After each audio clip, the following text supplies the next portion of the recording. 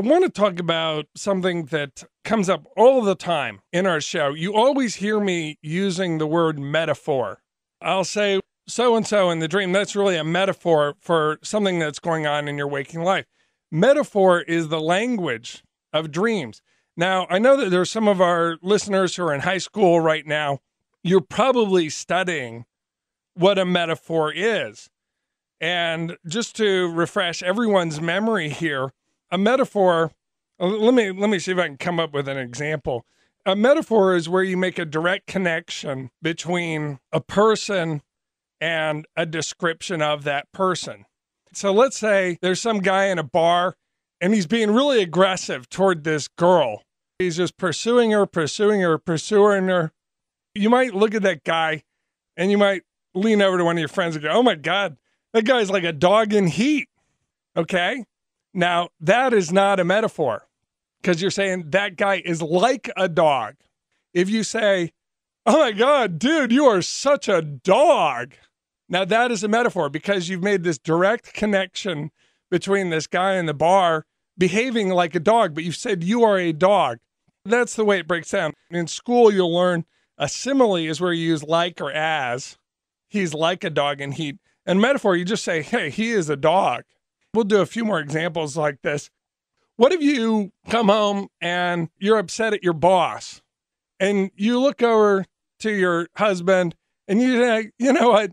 You're not going to believe what happened at the office today. My boss is such a jackass. I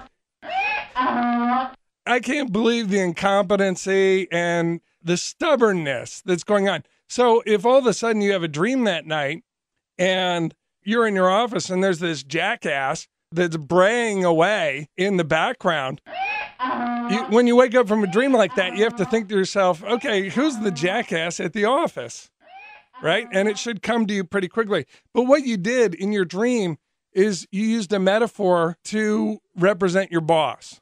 You got it? My boss is a jackass. Now, he isn't actually a jackass. He's like a jackass when he behaves stubbornly, but your dream just goes right there. So, no, man, he's a jackass. What if there's some woman at the office who you really don't like?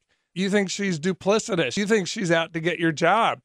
You might come home and say, you know, that Barbara Wendell at my office, I am telling you, she is a snake in the grass. Oh, my goodness. You know, she was in there bad-mouthing me to the boss again. I hate that woman. Just a little snake just creeping up behind me. I go into the office. I feel like I'm in a snake pit, you know, and then you have the dream where you go into the office. There's snakes everywhere. And the one that has blonde hair like Barbara Wendell or whoever it is the one that's biting you or has you cornered. And you're thinking, oh, I can't stand that woman. So that's how it really works. That's the language of our dreams. Our dreams don't spell it out for us like a simile. They just go directly there. She is a snake in the grass. My boss is a jackass. Dude, you are such a dog. Got it?